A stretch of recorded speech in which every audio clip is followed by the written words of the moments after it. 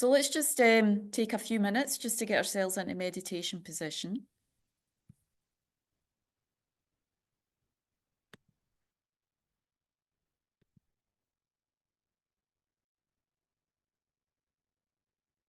Finding your comfortable spot for meditation within your body.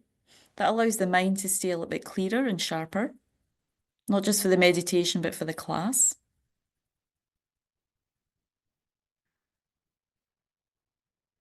A couple of deep inhalations and exhalations, just releasing any kind of tired energy, stale energy in the body and mind.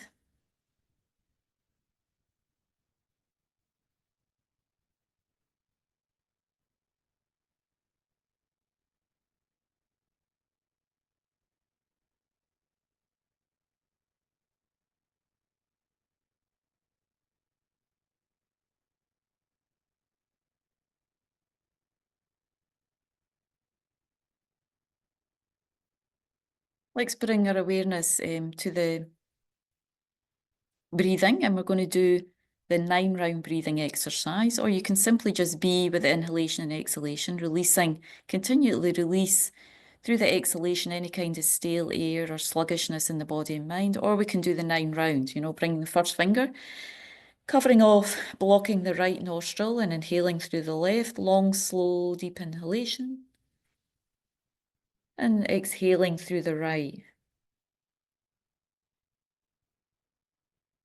I'm not going to do an elaborate version of this, just the simple inhalation and exhalation. Long, slow and deep, all the way through the diaphragm, through the stomach area. Usually as we progress in the 9 round, the breath gets a bit deeper into the body.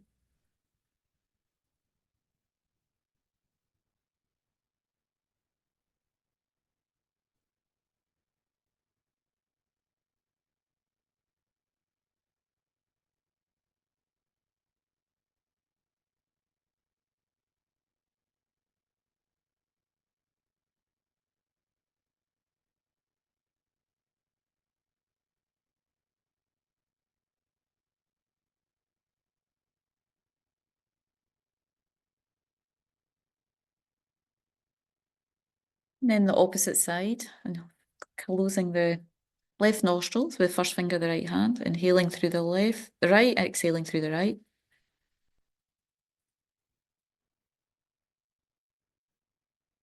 Or opposite way, inhaling through the right, exhaling through the left.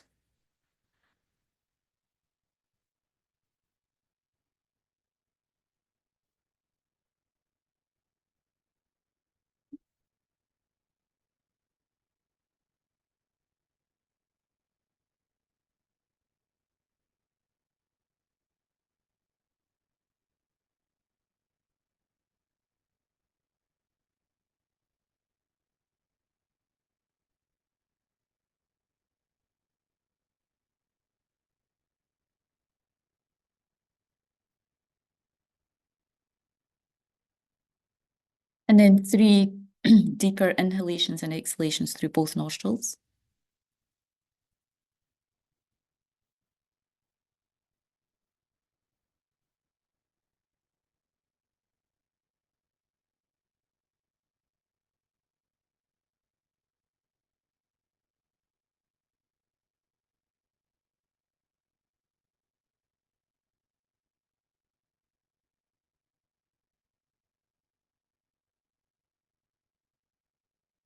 And then for a couple of minutes, just to settle the mind a little bit more, just bring our awareness either to the tip of the nostrils, doing a couple of counts of 10 from the inhalation, within each inhalation and exhalation as 1, or just simply being with the nostrils, the breathing there, that sensation. Or we can be with the sit bones, just being with the sensation of the 6 bones, still inhalation, with a regular breath, but just watching, placing our mind on the sit bones, if that helps to ground our energy a little bit more with the class, wherever you want to use your object, just for a couple of minutes to settle the mind.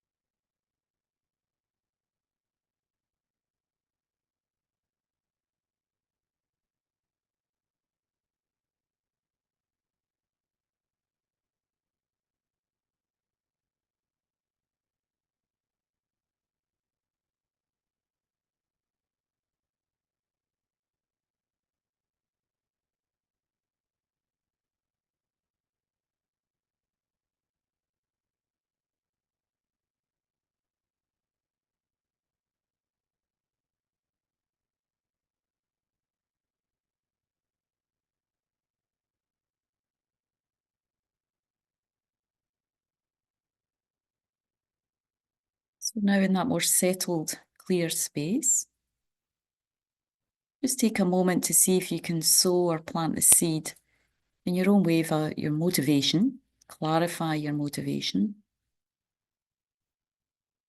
drop that into your consciousness in a clear way.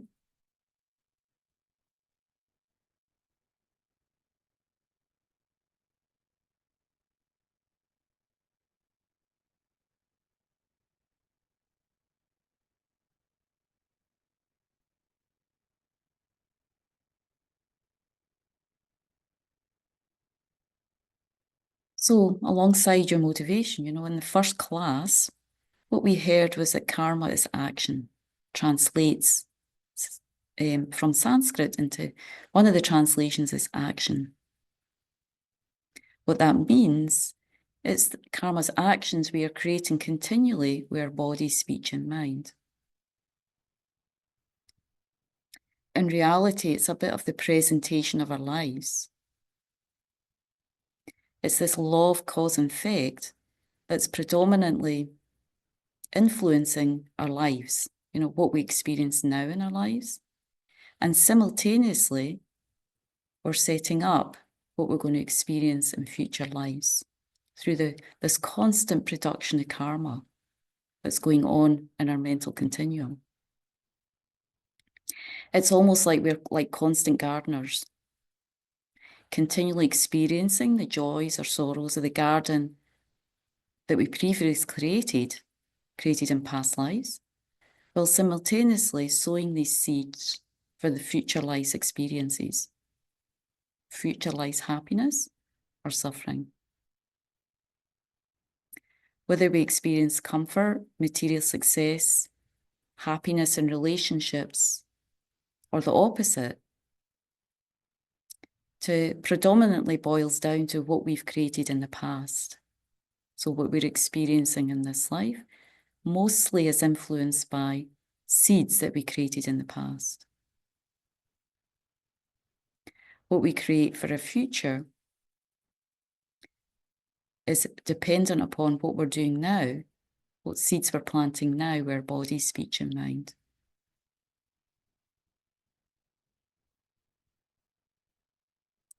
In many ways, karma's logical, but still somehow it's difficult to really accept. It's not something we can see or understand directly with our own minds,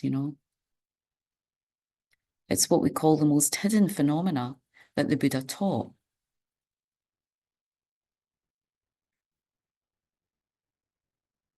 But nevertheless, we need to try and understand karma and try to correct our actions accordingly.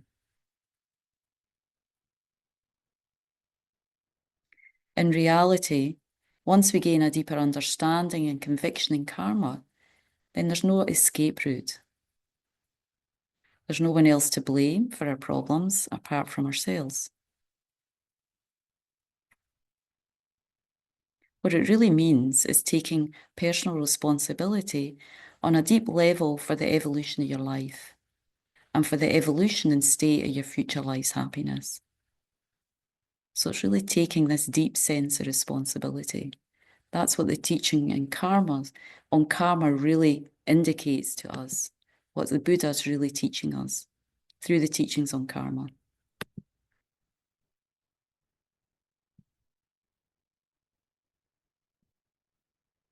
So just before we begin, just to kind of support our mind a little bit, we're going to do just taking refuge, as we always do. Find the slide.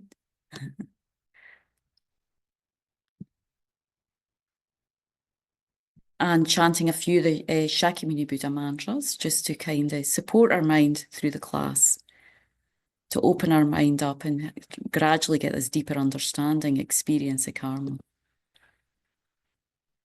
So just feeling the presence of Shakyamuni Buddha, always with us. Omniscient mind is never separate from us. The compassion and the wisdom, the omniscience of the Buddhas and Bodhisattvas is always with us. It's just from our side, we need to connect and open up to that blessing, that protection, that guidance, whatever it is we need, So these prayers help really, really to open up that connection and communication and stream of guidance for the Buddhas and Bodhisattvas. So we just feel like we see in the image here, the presence of Shakyamuni Buddha with glowing golden body. Just like the sun radiating on us, each one of us here and all sentient beings. And from our hearts, to understand karma more deeply, to understand the teachings more deeply, to bring about the transformation of those in our hearts and minds, we take refuge in the Buddha, Dharma, and Sangha for ourselves and all sentient beings. So we'll chant once in Tibetan, twice in English, and just do a few mantras, visualizing light, golden light beams coming from Buddha's heart, and just filling us up with his wisdom, compassion, and power, the three qualities of the Buddha. Sangye chodan sogi chognam la janchu badu dani kyab suji dagi chun sogi be sonam ge drola penjir sangye dru parsho sangye chodan sogi chognam la janchu badu dani kyab suji dagi chun sogi be sonam ge drola penjir sangye dru parshog. I take refuge until I'm enlightened in the Buddha, the Dharma, and the Supreme Assembly.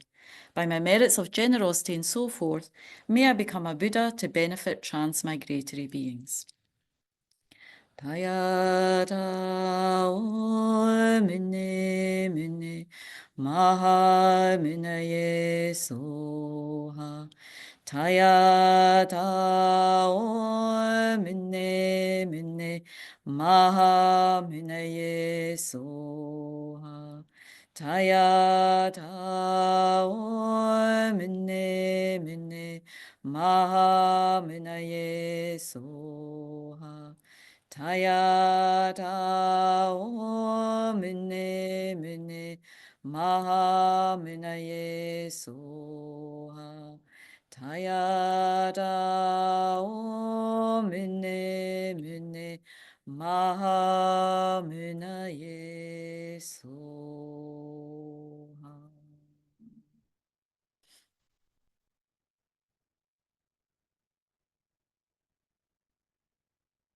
Okay, so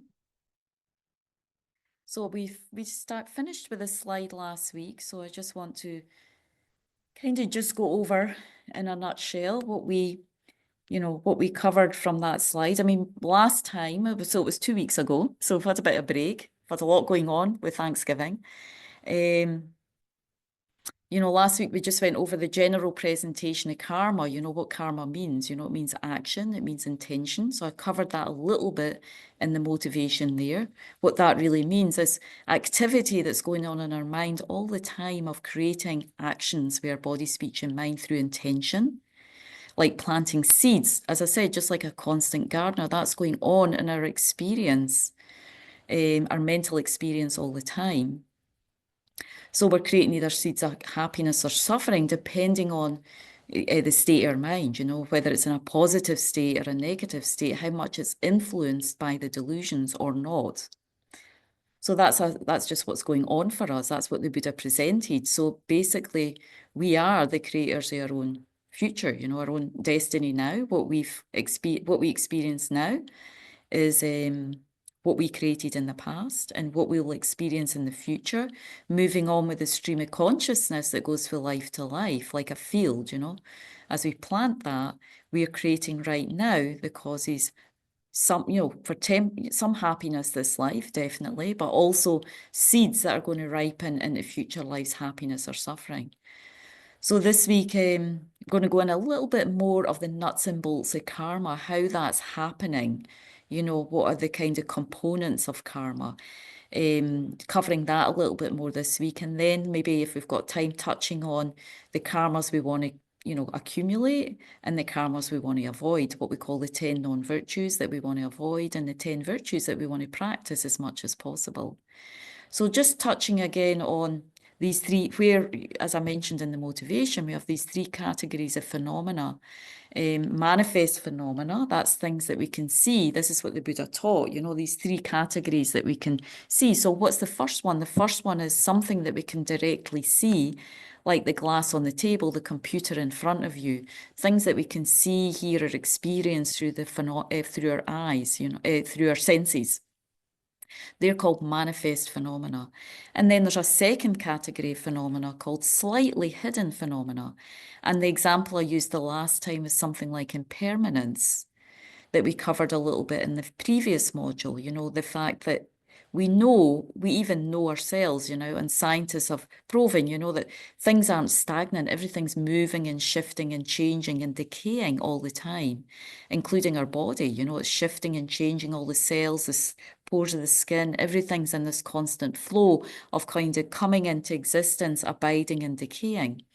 So that's something we don't directly see with our eyes. But if we apply a little bit logic and reason, a little bit meditation, and you know, we understand, you know, we can come to some reasoning quite easily that, you know, that's correct, you know, what the Buddha taught in terms of slightly hidden phenomena, things being impermanent, we can accept that, you know. So the last one, the last category that karma fits into is extremely hidden phenomena. That's why it is a difficult topic. And even the Buddha said, you know, it's a difficult topic because we don't see karma functioning. We don't see this causative process that's going on in our mind, this process of cause and effect. It's not easy to see. So we kind of have to, in the terms of karma, we can definitely use our own experiences.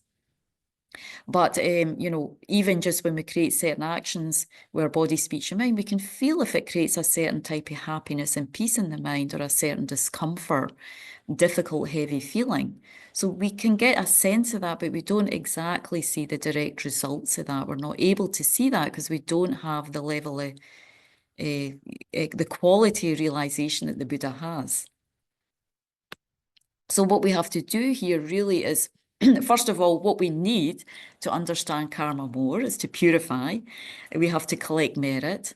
And then in some ways, we have to rely on some of the other teachings right now that the Buddha did teach that we can understand logically, we can experience in our meditation to come to a conclusion that, okay, this isn't a hidden phenomena, but because whatever else the Buddha taught is correct and valid to me, so many things he taught, then I can assume that these teachings on karma are correct. It's just that I need to develop more spiritually to be able to actually experience them directly for myself.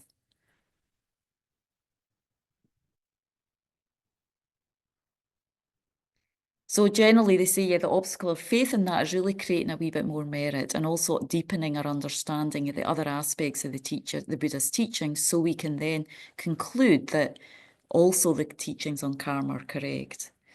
So really, as we start to kind of look into karma more, we can see that it's the main thing. It's such an essential teaching that the Buddha taught. That's the main point for us to create either future happiness or future suffering for ourselves.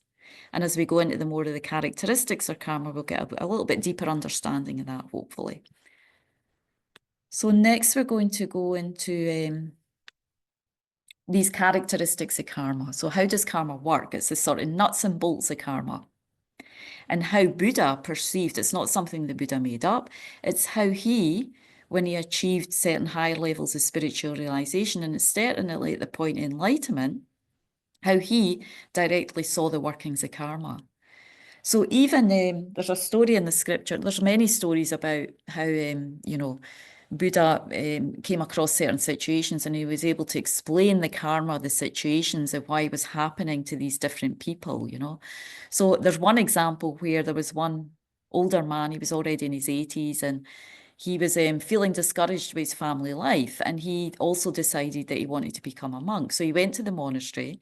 Shariputra was a main disciple of the Buddha.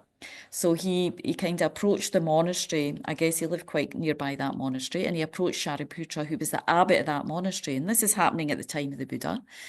And he approached Shariputra and asked if he could become a monk. So Shariputra said that he felt from his observation, so even though Shariputra had achieved the level of liberation or he had become, achieved the level of arhatship. That means he had already released himself, had a direct perception of emptiness, and released himself from samsara, from cyclic existence. He had that level of realization. But still, he felt with his, he felt that from his observation, his ability to see that this old man didn't have the karma to become a monk.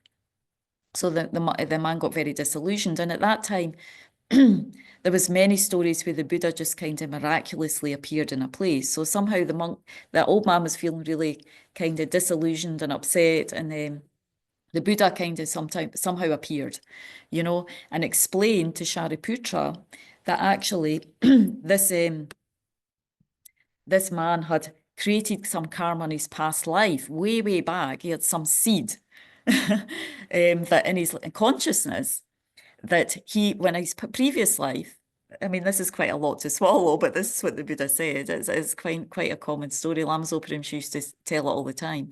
In his previous life, he saw that this old man, while he was following, so, there's a lot of benefit to going around holy objects like stupas and statues. We have this practice in this tradition is circumambulating.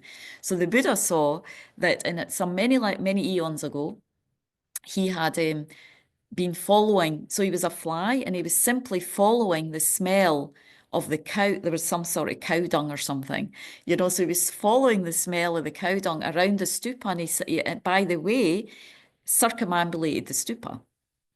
And so just by doing that, even though he didn't have any kind of motivation, but holy objects have a certain power just by seeing them, circumambulating, because they embody the qualities of the Buddha. That's what their purpose is, to plant these seeds in our mental in our continuum, just by seeing them, walking around, making an offering. But even here, he didn't even have the motivation to go around. I mean, he was a fly. He was just trying to go for the smell of the cow dung. But the Buddha saw with his omniscience that because he had created that karma, that seed was ready to ripen for him to become a monk. So this is just one kind of story that you can read in many stories where the Buddha, would appear, and because of his omniscience. So even, and it's to show how hidden the phenomena of karma is, So definitely at certain levels, like at level of arhatship or arya, these levels where you've achieved some kind of deeper realization on the nature of reality, you can definitely see some workings of karma at that point. But it's only a Buddha who, when he's removed what we call the most subtle imprints on the mental continuum, that is a whole process, what we call in the bodhisattva path, where you're removing these subtle imprints. So it's only a Buddha that can see the subtleties of karma and really be able to guide at that level. So for us, forget it, I mean, if, Shariputra was like the main disciple of the Buddha, and he wasn't able to see that. So then you can see it's not easy for us to see the workings of karma. But at least what we can do, the Buddha gave us as many teachings as possible. So we try to get some sort of understanding of karma operating in our life at the level we're at. So we gain a conviction that we need to create for our own happiness and welfare, not just now in the future, but it's self-compassion. In the Buddha's teachings, in the West, we talk about there's a lot of discussion about I love myself, self-love, do. Well, in the Buddhist teachings, self-love and self-compassion is really taking care of your karma, understanding the workings of karma in your own mind, this causative process that's going on, and to really, really try and take hold of that and create as much positive karma as possible. That's really where the basis of transformation starts in this tradition, in the Buddhist tradition, really understanding and taking care of the workings of karma in your life. So the 4 characteristics of karma. So the first one is karma is fixed. Second one is karma increases, karma specific, and the karma is never lost. So we don't have a huge long list here. It's 4 characteristics, 4 points, so hopefully not too complicated. So let's go into the first one. So karma is definite. So what does that mean?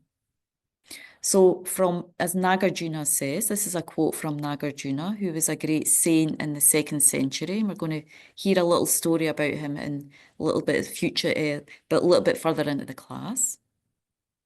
So from non-virtues come all sufferings, and likewise all bad migrations. From virtues, all happy migrations and the pleasures of all lives. I think I missed out a bit. Maybe from all happy. I think it's okay, yeah. From non-virtues come all sufferings and likewise all bad migrations. From virtues, all happy migrations and the pleasures of all. I think it should be future lives. Yeah, this and future lives.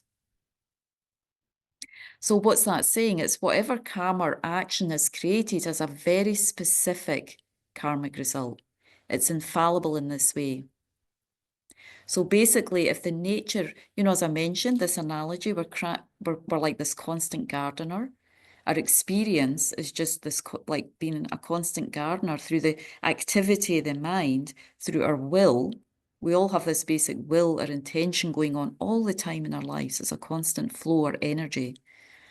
And within that, we're creating these seeds of happiness or suffering, and so again, and within that, these seeds have a particular, if this nature of the seed is negative, the result will be suffering and vice versa.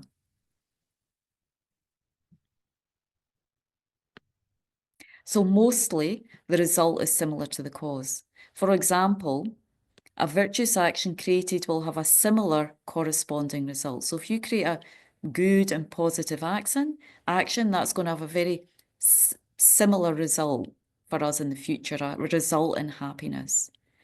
So similarly, it's a little bit like planting seeds. If you plant if we plant, even seeds have an inherent nature. If you plant a seed of a sweet fruit, you can't expect to get, like a peach tree has a particular seed, when you plant the seed or whatever it is, it's going to have the result of a peach tree. An avocado tree, we have to plant a certain seed, create certain causes and conditions for that to grow.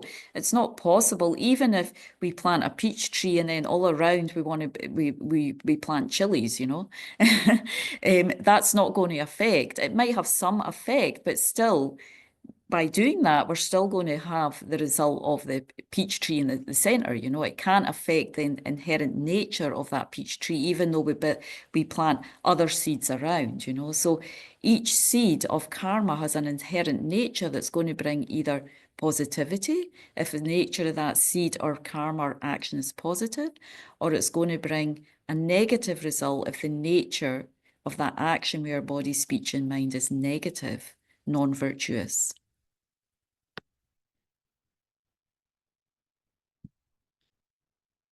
So again, the cause and result are very much related. For example, just imagine there might be an occasion when we lose a lot of money, like we're maybe swindled or something like that by a con man. There's a lot of that going on these days through the internet and everything. So from a Buddhist point of view, first of all, we have some karmic connection with that person for past life. That's why that's happening to us. What's happened is, in some way or another, we've swindled or cheated that person in a previous life. So we get the corresponding result in this or life or some future lives. So there's a connection with the being when we're creating karma with specific beings. And there's also a connection with the action. We will receive something either positive or negative depending on what we created with that person in the previous life. And will also, it's also connected to that person.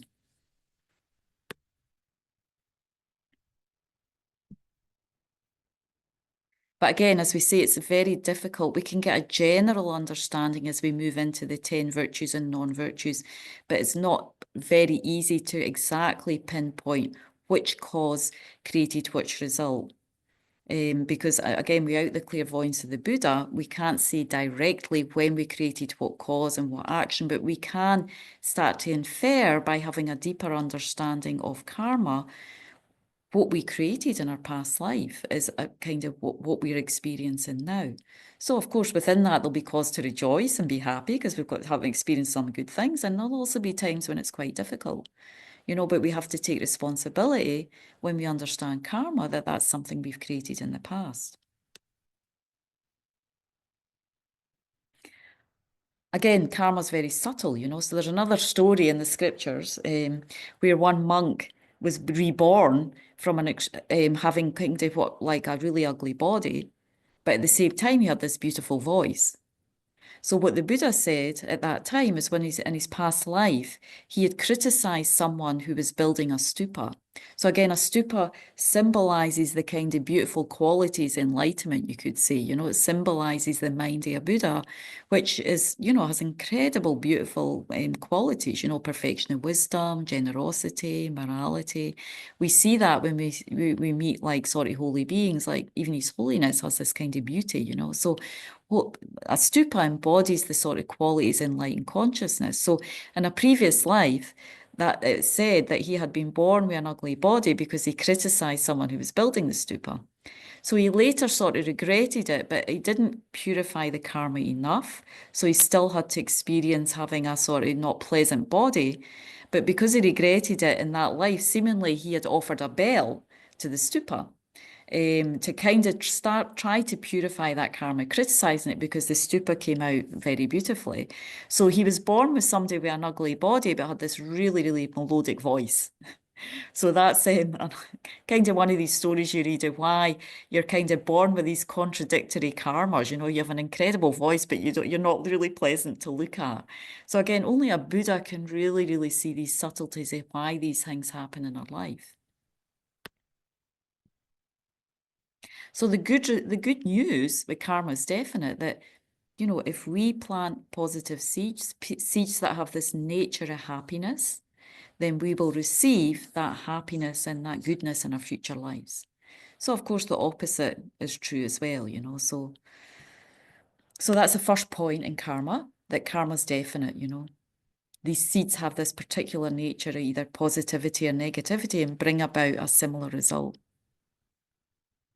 So the second aspect, which is that karma is expandable, karma is dynamic. Not only is the karmic result, the nature of the karmic result is inescapable, but the karmic imprints we create on our mind stream grow and produce something greater than the original action. So there's this kind of process where when we plant seeds in our mind, they're just due to the nature of the consciousness, they're expanding, increasing. As it says here, they show great increase. They double, quadruple, and keep multiplying like that. So this is, of course, this can be good news and bad news as well, right? So as Lama Yeshe says, each karmic action is like the seed that produces a flower that in turn produces hundreds of seeds, which then result in 100 more flowers that produce hundreds more seeds each. In this way, in a relatively short time, one seed produces thousands and thousands of results. Well, yikes. From the point of view of having to maybe take care of your karma and purify future lives, past life karma, sorry, that's a big job.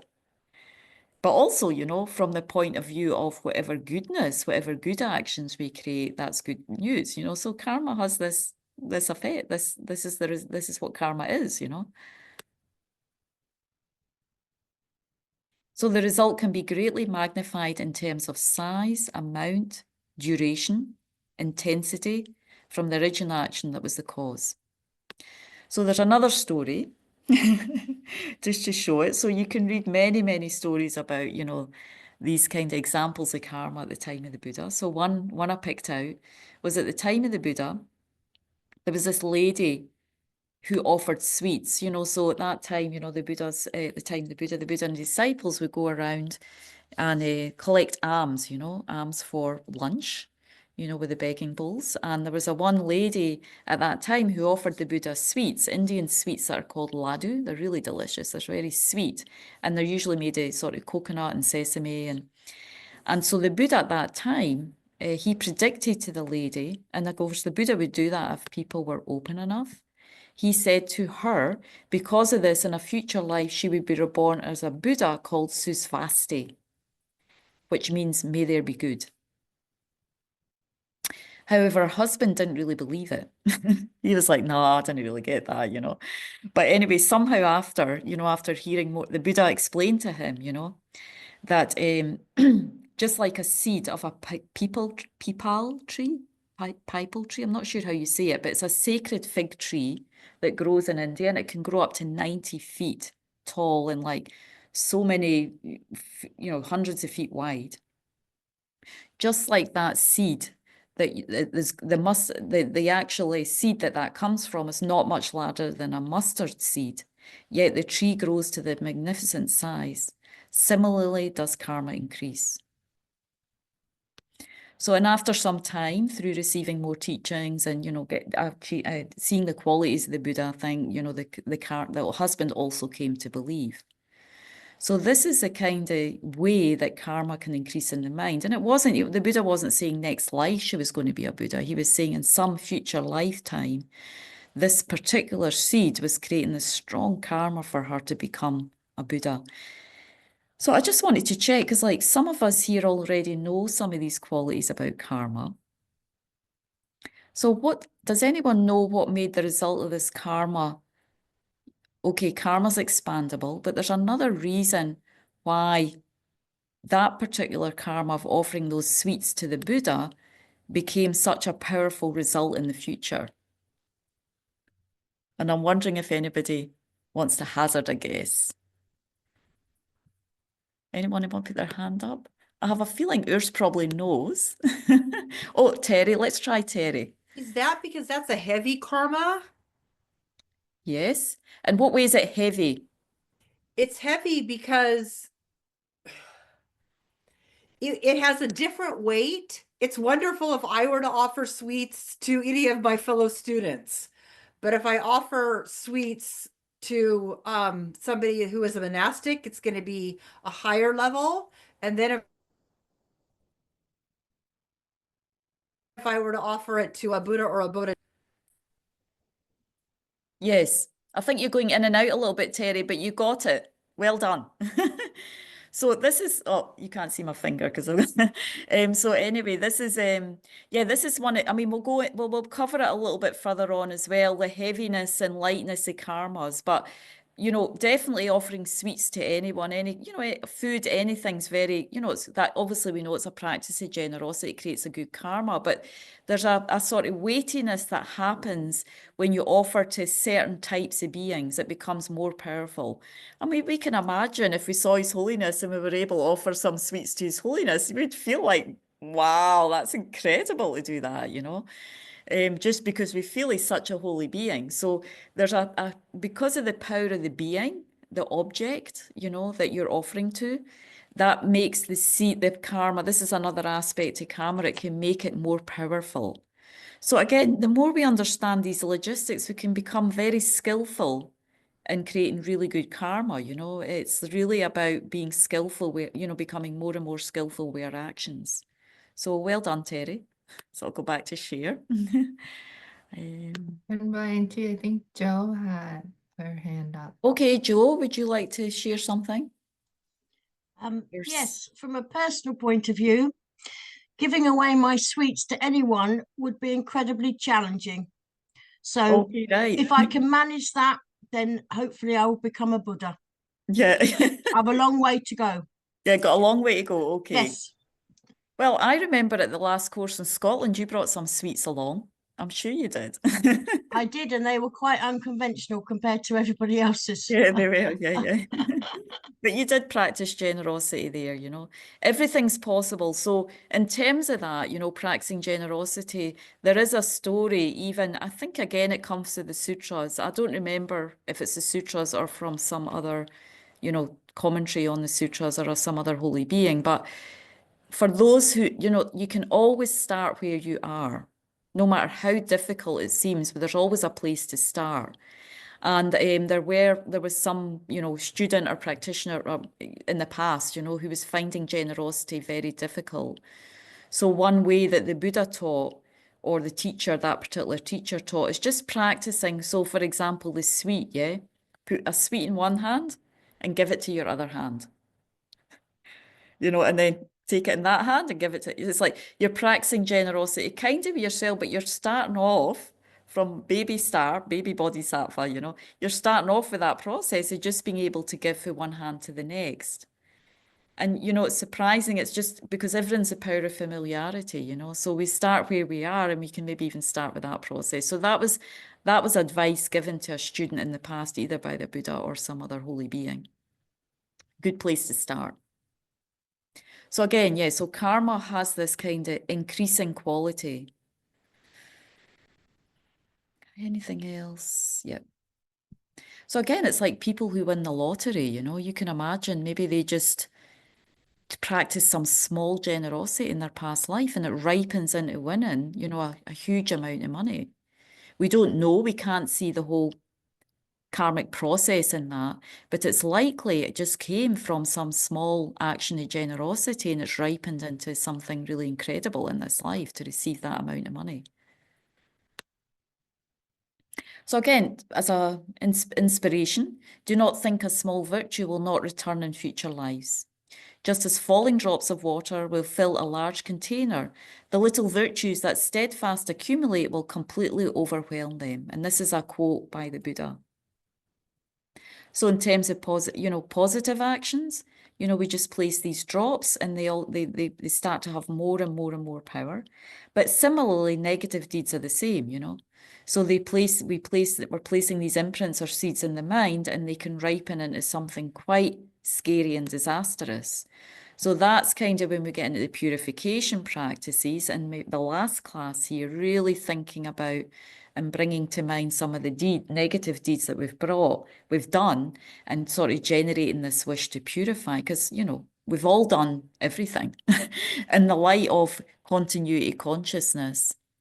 And again, it's another difficult topic to grasp, reincarnation, because most of us can't see that directly, our past lives, can't feel that directly, the existence of future lives.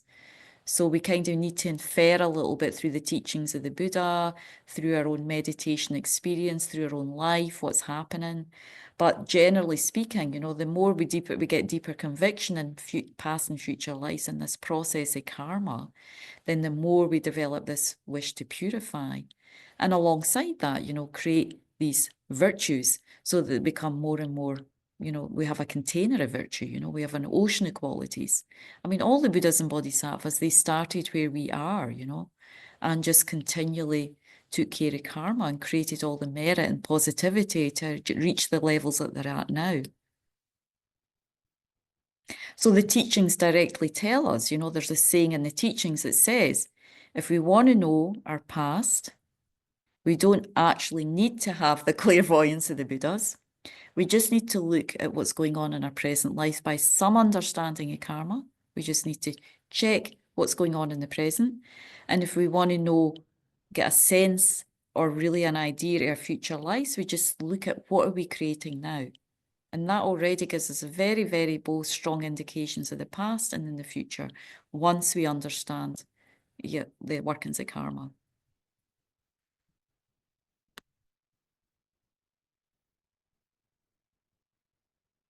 So again, just remembering the karma, because it has this nature increasing, it means that the karmic result is always going to be greater than the cause.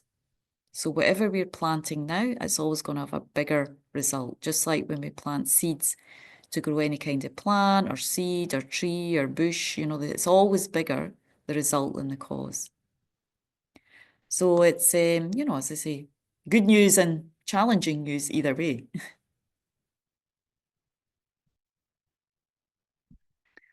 Okay, so next one, karma is specific. So the third component of karma. Karma's definite, it increases exponentially, and it's also specific. So that means either you can see it written as specific, or it means results cannot be experienced without creating the karma that is their cause. So it means it's impossible to experience the result without having created the cause. You know, if we don't plant the seeds, then we won't get the future plan or result or happiness. We won't get that, you know. If we don't plant seeds in our garden, then we're not going to get the future flowers or plants or bushes or trees, you know. So similarly, if we don't plant the seeds of happiness in our mental continuum, we won't, there's no way to experience, it's just no way to experience that in the future. Similarly, if we don't create the causes of killing, harming others with our body and speech and mind, there's no way to experience that in the future. That's why Buddhas and Bodhisattvas develop into that state, because they gradually eliminate these causes of suffering in the mind. They correct their actions, their body, speech, and mind. They gradually create less negativity, and slowly the positivity overwhelms, you know, and they keep purifying the negativity and increasing the positivity, and gradually their merit and their qualities grow. So that's the process.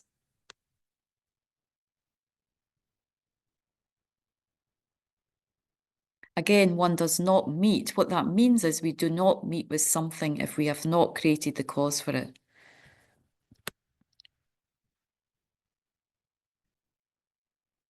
If you do not perform an action, you can never experience the result of that action. So this is for Geshe Zopa's book, The Steps on the Path to Enlightenment. It's a very beautiful commentary by Geshe Zopa. He was a wonderful teacher on the sort of Lama Tsongkhapa's Lamrim Chenmo that goes through in a very traditional and very detailed way, wonderful way though, they teach it, the Lamrim Path. So this is almost like for Westerners. Geshe Zopa gave a commentary to that, so in a way that we can even more easily digest. So if you do not perform an action, you can never experience the result of an action.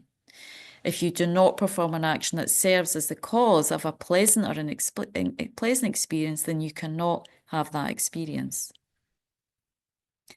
Again, we cannot experience any result for which we have not created the cause. It also means that we cannot take on the karma of other people.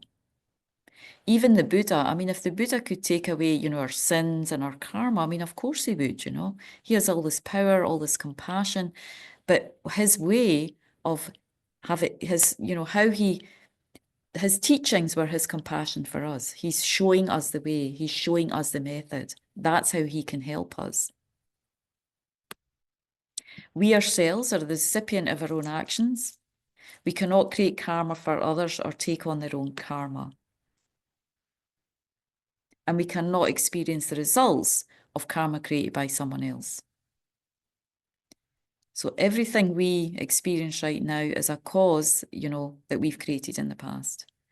So again, it comes to this point, you know, sometimes you have these times when many people, you know, so, I mean, look at in America, all these random killings, you know, and again, it's not about pointing the finger, but you go in America, you know, there's all these, you know, random killings that can happen. So somebody goes into a classroom and they just kind of randomly point a gun in a school or on the street, and there might be many people there, but only certain people die or are kind of hurt and injured in that at that time, you know.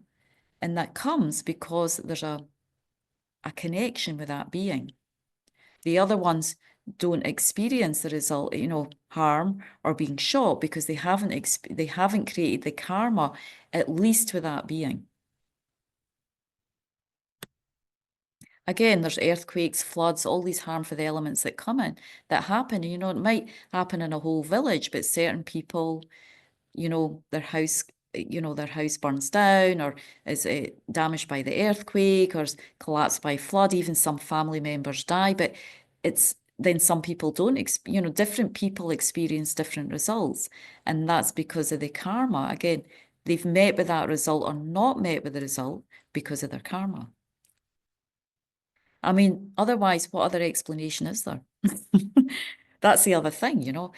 We have to think, if we really want to think more deeply and philosophically, we think, well, if we can't accept karma, then do we have another explanation? You know, why these things? Is it just random? Is it because God decided they needed to, you know, experience that result and not others? It's hard to find another solution to why, especially in these situations where it appears like it's happening to others, but a few people escape. A few people don't get shot. A few people, their house doesn't collapse in the flood. But yet it kind of almost went through the whole village, but there's a few that escape, you know. So this is what the teachings in karma say. If you haven't created the cause, then you won't receive the result.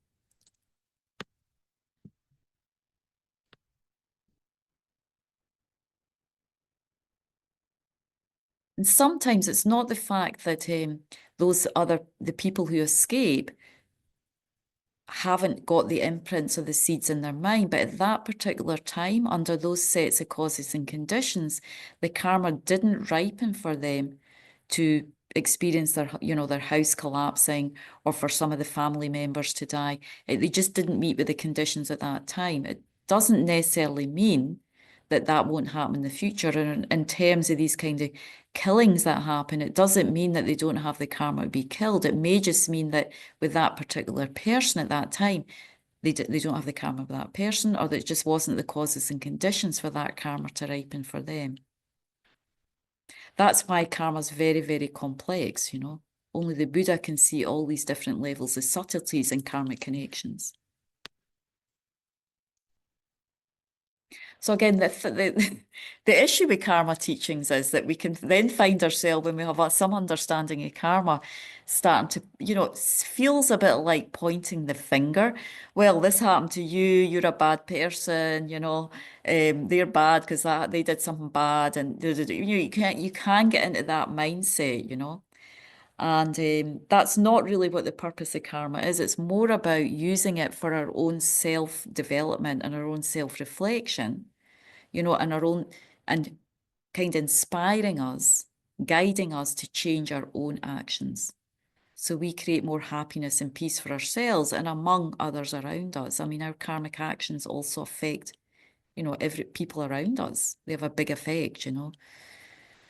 We're body, speech, and mind. We're all very deeply connected. So that much more we create positivity, positive seeds in our lives, that much more we help others.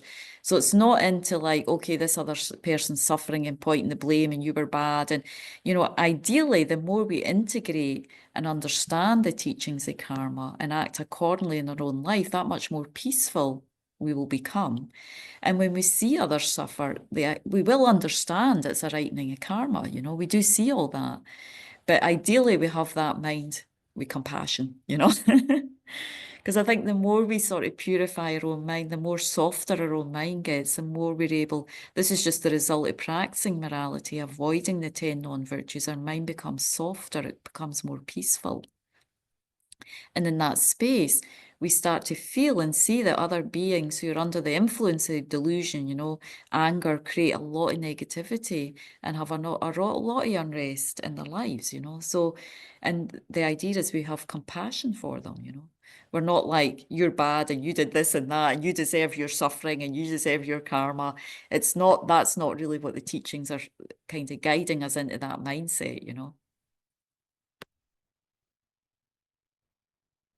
So for a Buddha, you know, I mean, of course, a Buddha can see all the karmas, all beings, you know, that's what Buddha mind does. And he's certainly not sitting there up on his throne judging us and pointing the finger, you know. His compassion manifests through, you know, teaching us karma, you know.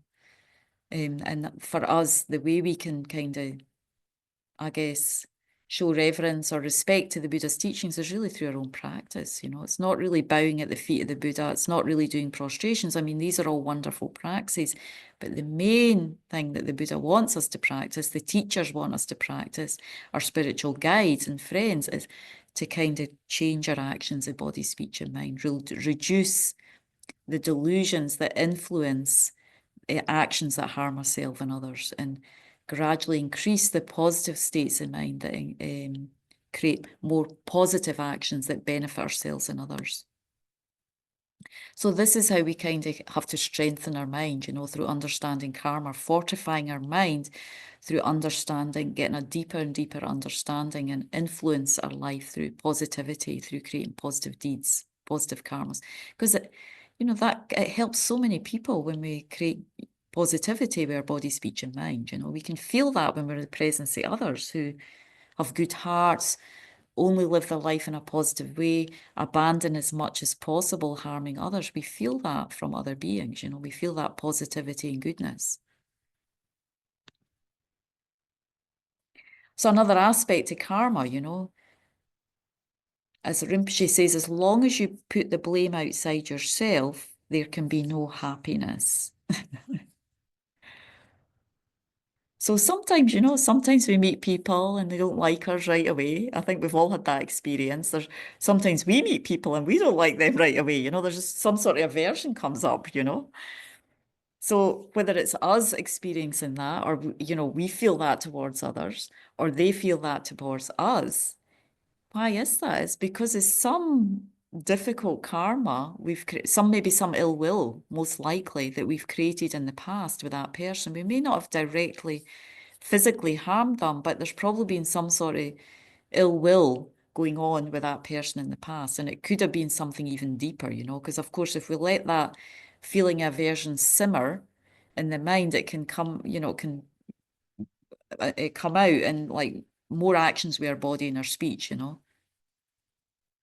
But, you know, if we start to understand karma a little bit more deeply and we start to see, well, these feelings are arising because it's something I've created in the past, you know, something I've created with that person, we can already start to shift and change it just by taking that level of responsibility. This is coming not because of them outside, but because it's something, whether if they don't like me, it's something I've created with them in the past. You know, if they're angry with me, they speak behind my back, it's something we need to get back to that point. Because if we go into being a victim or blaming or judging or feeling poor me, that doesn't really help.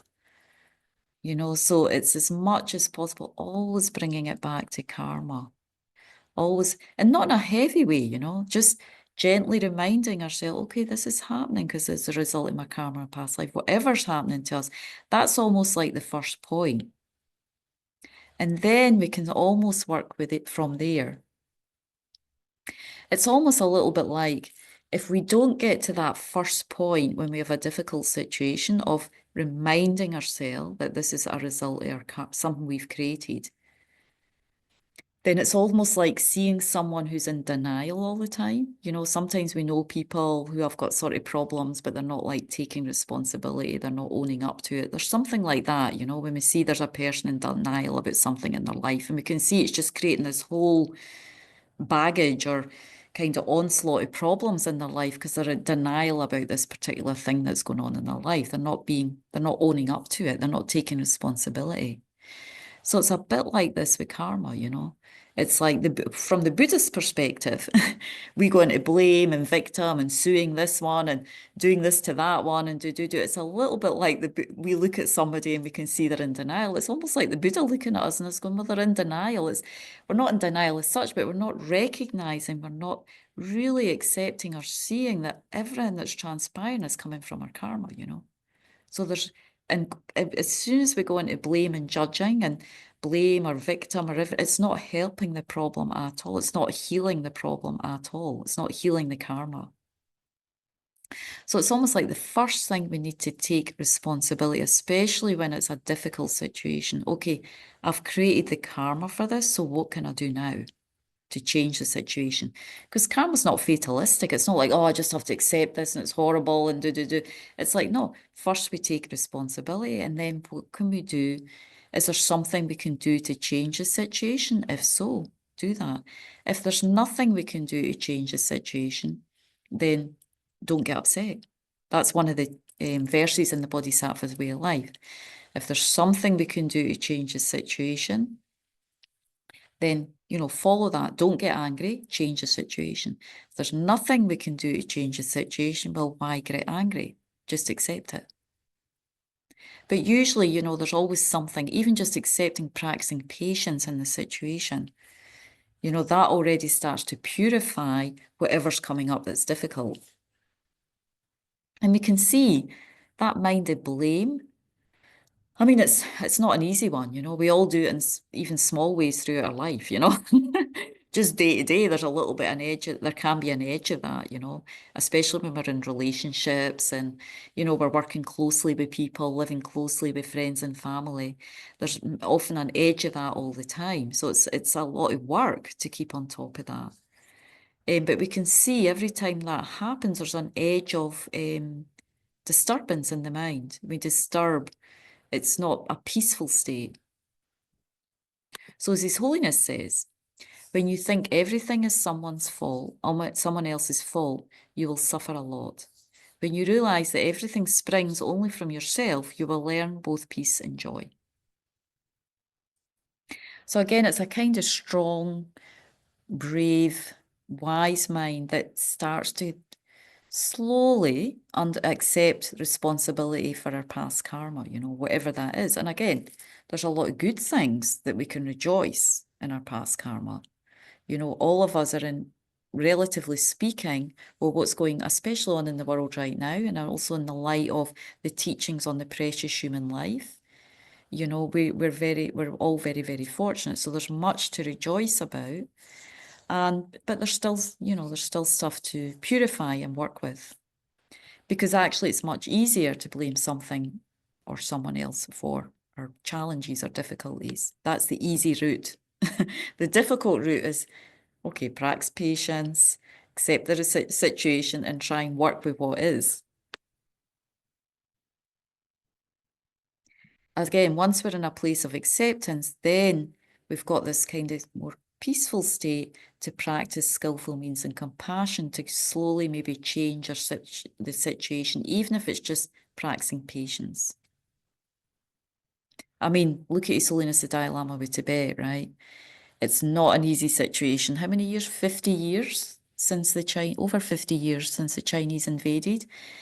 And still, His Holiness, and there's periods when it gets even worse. The political and cultural situation in Tibet, it goes up and down and gets tighter and a bit looser, but generally speaking, it's a very stuck and difficult situation. And His Holiness has he's taking care as much as he can of the Tibetans as refugees and trying as much as he can to kind of protect what he can of the beings in Tibet, but he's in a situation where he's in India. So that's been like that for 50 years. So if anyone can teach us about patience and accepting karma, I think it's His Holiness, because he's had responsibility for this all his life. The responsibilities of 6 million Tibetans in this very, very challenging situation. And the thing about karma, and as you can see with the situation in Tibet, it's better to try and, when heavy karmas ripen like that, it's very difficult to change once they ripen, as you can see with Tibet. So the previous 13th Dalai Lama, if you read a little bit about the history of Tibet, he did a lot of things to try and warn the Tibetans in the previous incarnation. But in many respects, it was already difficult. And in many respects, they weren't able to do some of the things that His Holiness advised. So this incarnation's coming in probably knowing that the karma's going to ripen for them to have to leave the country and be taken over in this particular way by the Chinese. So when it ripens like that, it's a lot longer to change. So what does His Holiness practice? Well, we'll have to practice patience and as much as possible, just skillful means and compassion with what they can work for, but it's a long, long process.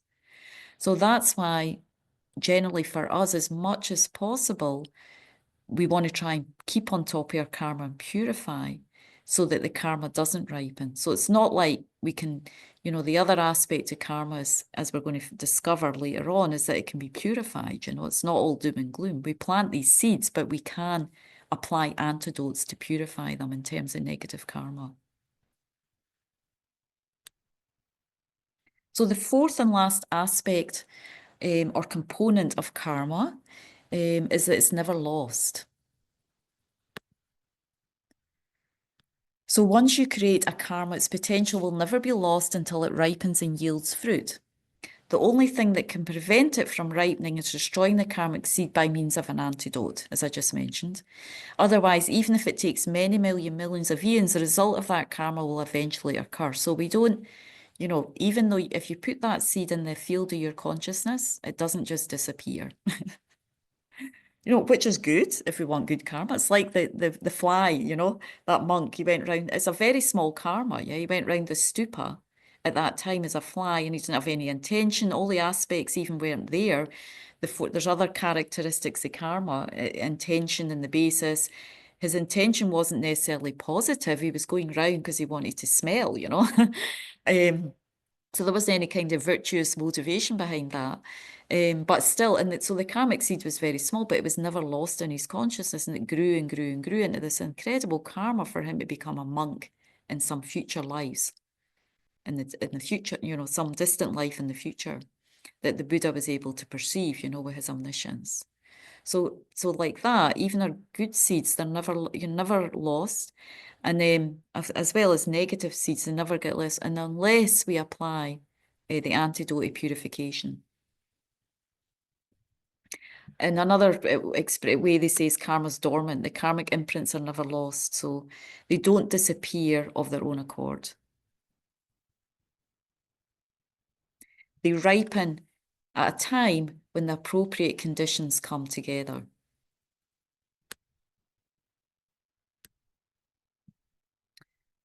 Okay, so one example of that is I mentioned Nagarjuna before. So he was a great Buddhist scholar. Some of you already know Nagarjuna, probably studied some of his texts. He was a great Buddhist scholar around the 2nd century. And it was said that he had the ability, he achieved immortality. So he actually, in some stories of Nagarjuna, it says he lived 600 years. He also had this ability to turn, I think it was stone. He had some power to turn stone into gold.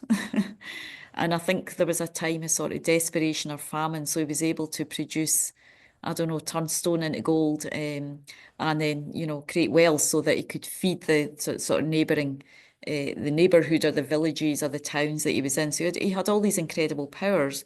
And one of the other things that he was known for, and this is why you often see him with these nagas, a naga's like a snake or a reptile. And they live in a certain realm, and they are usually known to be holders of wealth. They're not enlightened beings, but they hold wealth, and they were also holders of these sutras, the Perfection of Wisdom sutras.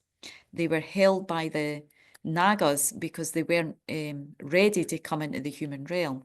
So Nagarjuna's famous for going into these realms, accessing these realms, which for us humans normally we can't see.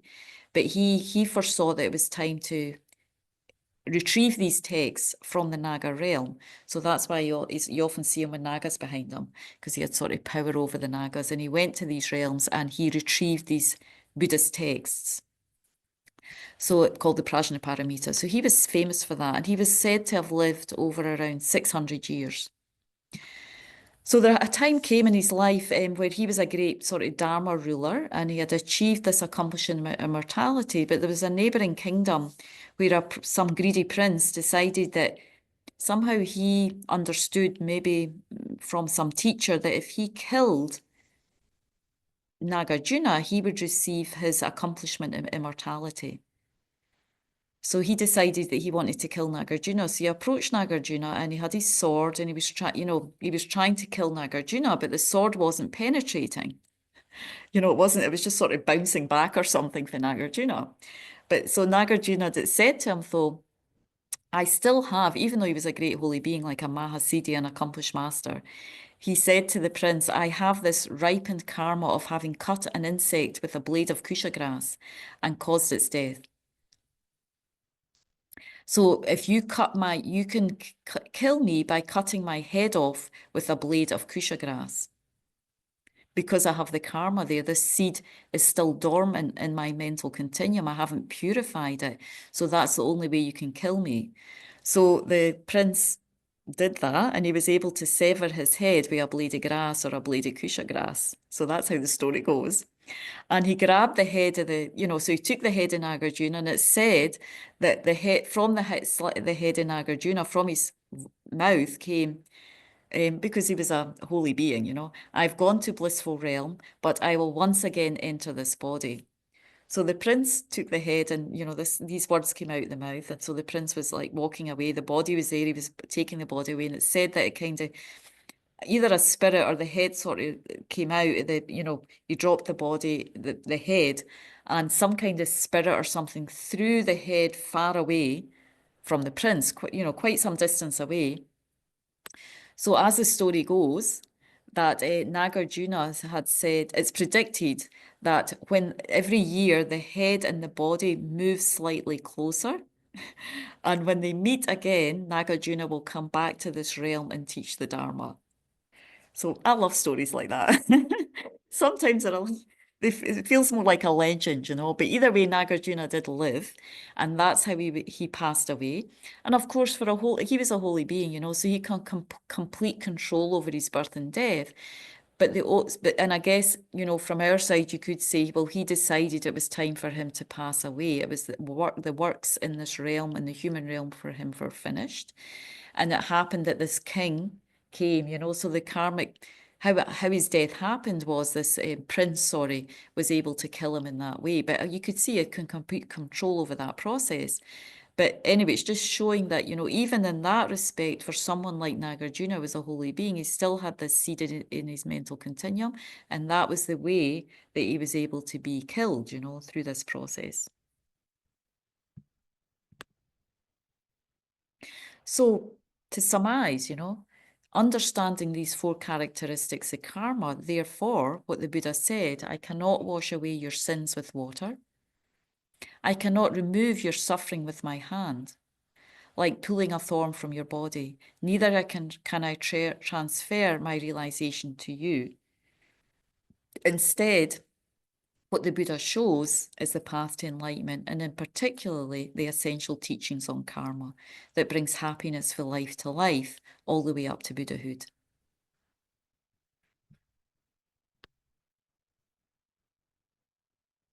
So just knowing, about these 4 aspects of karma, so when we study them and we reflect on them, what we should start to think is that we get some inspiration to understand what causes suffering, what causes happiness, and try to, transform and affect a change in our actions with body, speech, and mind in that way.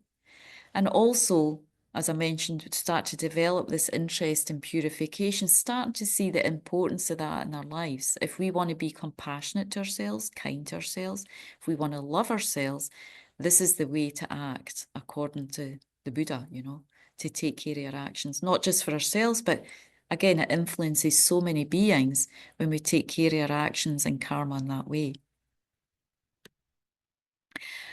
Does anyone have any questions with that so far, or comments? Any that not make sense? Yes, Julian?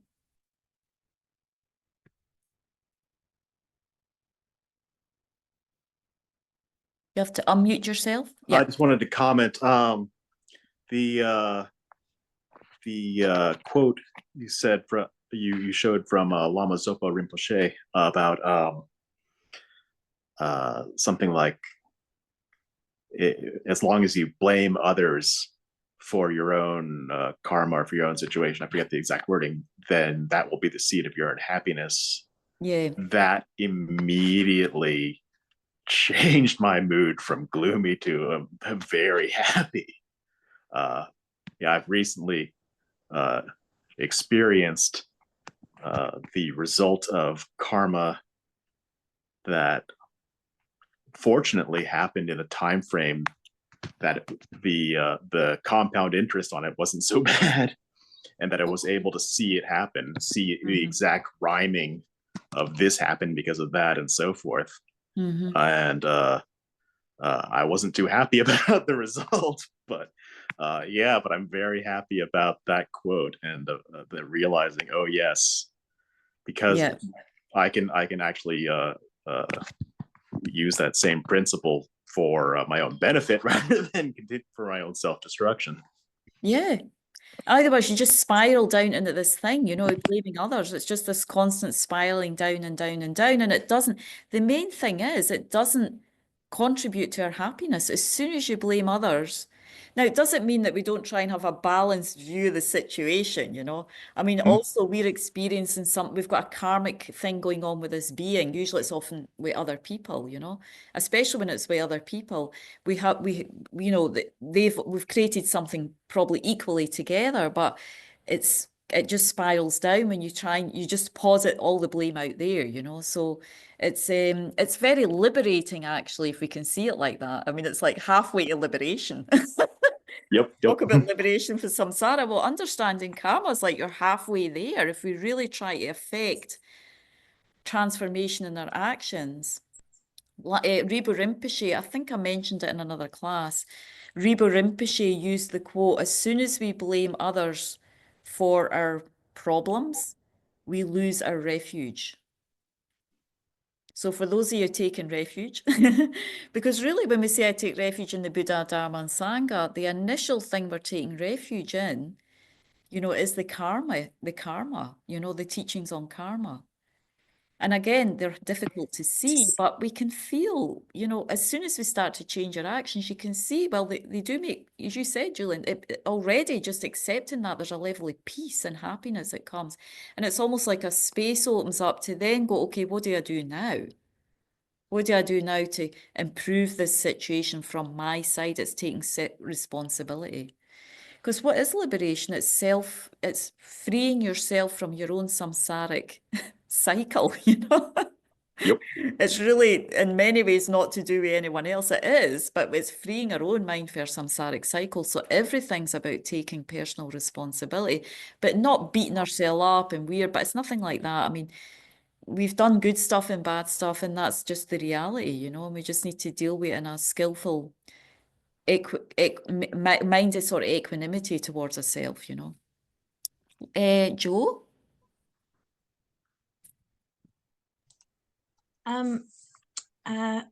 It's a very short story. It is to do with karma, but it isn't relevant to this to what you've been teaching. But I remember when you were living at Shambhala in Fintorn, and there was an incident occurred. There were lots of lovely, beautiful objects, and one day somebody from somewhere stole something. That's Now, right. yeah, it was an amazing. I mean, we don't remember everything, do we? But I think what I do remember, it's for a reason. And the immediate reaction from all of you was concern and compassion for the person who stole it, because they had created negative karma. That there was no sense of, oh my goodness, we've lost, you know, this precious object. It was, yeah, and that was very humbling, and yeah, that stayed with me. So yeah. Thank you, Joe. You know what happened, just in a nutshell, because I want the other, you know, Ladan and someone else, I think's got their hand up. We had a centre, quite a large centre in Scotland. Unfortunately, when there was the economic crisis, we had to let go of the centre, but we still have a small group. Someone stole a statue from the Gompa. Nothing else. It was a Tara statue about maybe 3 feet high, something, 2 feet high. So it was enough that you could carry it, you know. It had a weight, but I just came in one day and the statue wasn't there on the altar. Nothing else was stolen, just the Tara statue. It was very odd. And then a few hours later, someone found, so we were on the edge of the ocean, we were on the edge of a sort of lake or piece of water. So Bay. you walk, Bay, Fintorn a Bay. bay, sorry, bay, yeah. So we were in front, we were right on the edge of the bay. So there's, you know, quite a lot of sand. You can walk along the side. So everybody went looking for the statue. I don't think we found it the first till about another 2 days later. We found the base of the statue in the sand, maybe about a mile from the center, maybe not even, you know, along the side of the bay. Somebody found that when they were walking their dog, and we thought, well, that's very random. And then about 3 weeks later, the top, because the statue was cut in two pieces, you had the lotus part and then the body part. Often statues come like that, so they could be easily separated. So the lotus appeared back, and about 3 weeks later, I was coming back we had a dog at that time, so I think I was out walking the dog. I came back, and the top of the statue was at the back door. This. So we did find it, and I was very happy for the person they decided to bring it back. We had some idea who did it eventually, but that's okay, you know. But yeah, we did feel for the person. So anyway, it was just this very odd and random thing that happened. But we did have the karma to get the statue back. So Ladan?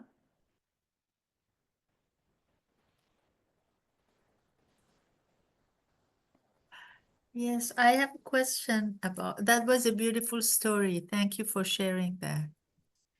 I have a question about karma. Sometimes it's we said that karma is like personal. Nobody else's can like take my karma or good or Yes. bad. But sometimes when I think about it as a personal thing, and I say to myself that nothing is personal because you know when you say I do this, I am Buddhist, I did such a good job about so and so, you can go back and you say that even nothing is from me, right? Like even my name was given to me, even everything that I know somebody taught me, even the action that I did that was virtuous, it was because of my teachers, because of my even everything. And how can we say all of a sudden that karma that I created is coming from me? Who's this me? Well, that's Created. that's another topic, really. But So maybe I go off so of it's the true that hook. we are influenced and deeply connected to others, right? Definitely, we receive Yeah. so much kindness for others. We're not negating that here. Our karma, what actions we create with our body, speech, and mind affect others, and we are affected by others. But still, we're still a unit here, right now in samsara. We're talking about being in samsara and under the control of you. So what are the two main causes of suffering? Karma and delusion, yeah? So as long as we're in samsara, in this cyclic existence, and again, when you get into the module, actually Venerable Sangye Kadro will be teaching the module on samsara and nirvana, then more of the nature of samsara, the wheel of life. So while we're in this cycle of birth and death, you know, we're this one unit called me, myself, and I, whoever. Yes, our parents kindly fed us and watered us and they're not negating that here at all, but we're still this unit of a me who's creating seeds. We're still one consciousness that's creating this Okay. of experience. You're experiencing your world, your children, they're all experiencing their own world right now, you know. Even though you can try sometimes to explain to somebody it's like this and that and they don't, you know, they're not in your world. We're all in our own little bubble. Now, all of us here probably have kind of similar bubbles. That's why we can be here and talk about karma, and we're so fortunate, but we're still in a bubble of our own consciousness that's creating this ongoing scenario of lives, you know, happiness and suffering. So eventually, yeah, we get out of that bubble and we stop creating karma. Karma that projects us back into this bubble. But to get out of the bubble of samsara, the cycle, you know, we need to first, because we're in the lower scope of Lamrim, yeah? We're not quite in this higher scope. So in the lower scope, what we're just kind of maybe working with more now is just, first of all, just start working on understanding karma and creating good karma, creating the base of morality. So when we get to the higher teachings on emptiness and who am I really and we've created the right mental environment for that, the right space, so we can then digest emptiness and bodhicitta and all the karmas you need to create for that. That's even harder, yeah? So this really is just about how do we understand karma so we can have a good life for ourselves and others. So we're not, but yeah, there's these other more deeper philosophical topics on emptiness and interdependence, and we're not on that there yet. Does that help for now? It's helped helps a lot, but yeah, I was telling myself and asking questions of teachers that I see or spiritual friends that my learning are going like down, up, down, up, and then I said, whoa, it's not that, it's kind of confusing. I hope that it will be like clearer and clearer. But yeah, these questions, it's all about like sometimes you said it's maybe later, or that's why, because Well, it's not also, very yeah, tidy and at my also mind. we have to keep going through the Lamb Rim. We're not, I think every time you listen to a class, maybe you just get 1 or 2 points, you're not, I'm blah, blah, blah, this, blah, blah. But, I've been listening for 25 years. I can barely get it together just to present, because and that's after 25 years of Of learning and course, studying. it's I very feel like I'm difficult. just getting a handle on these Yeah, things. yeah. So don't have to just through listening alone has a lot of wisdom. There's this listening you get, wisdom you get through listening, wisdom through reflection, and wisdom through meditation. So actually, in the beginning, you have to do a lot of listening and a lot of discussion, and a little bit of meditation. And so just slowly, it's, eventually it comes together, but it takes a long time, So it's just as Julian was saying, he's like, great, he's got an epiphany tonight, I mean, if you get one epiphany per class, that's already wonderful, So we just take little bits, all the time, and it just, little drops become an ocean, yeah? But the whole view, the whole path, it's not possible, in like 1, 2, 3, 4 years. I mean, these geshes, how long do they study in the monastery? For 20, 25 years? And Yeah. here we couple of classes a week, so, but it's wonderful because these little tidbits, they really can bring a lot of meaning to life, when you just get 2 or 3 things that really, you just hold that and think about that, We don't have to get the whole view now. Okay, so now we're on Thank you. 8:30. I don't want to create the habit of finishing late, and then you're all like, oh God, when's this going to finish? So I was going to try and get onto the virtues, but we'll do that next week. So we've only got 2 more classes of this. So next week we'll go into the non-virtues and a little bit more nature of the karma. In the last class, we definitely want to touch into purification. That's very important. And it starts with motivation, yes. Everything starts with motivation.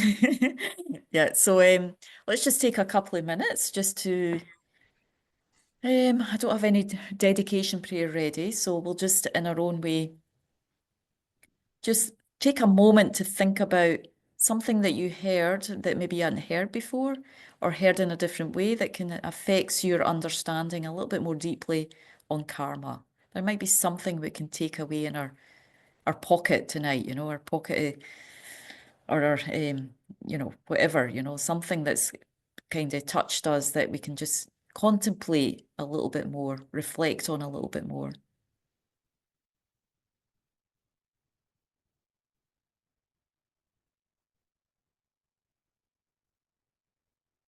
And maybe in that light, just dedicating that each one of us in our life really be able to understand more deeply the teachings on karma. And through that, affect a deeper transformation in our mind of being able to practice, as much as possible, more and more virtue in our life, more and more causes of happiness, and gradually eliminate the causes of unhappiness, future unhappiness and suffering in our hearts and minds.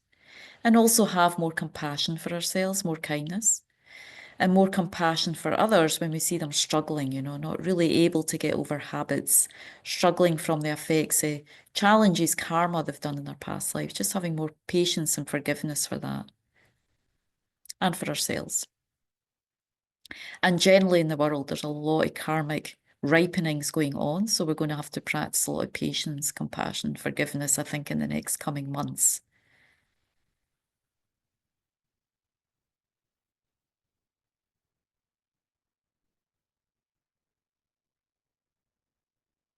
Okay, thank you so much. Thank you for joining. So just please carry on with the Lamrim. There's a lot, you can get a lot through the Lamrim yearbook. There's all the different days through that book are very useful. Each day is giving a little teaching.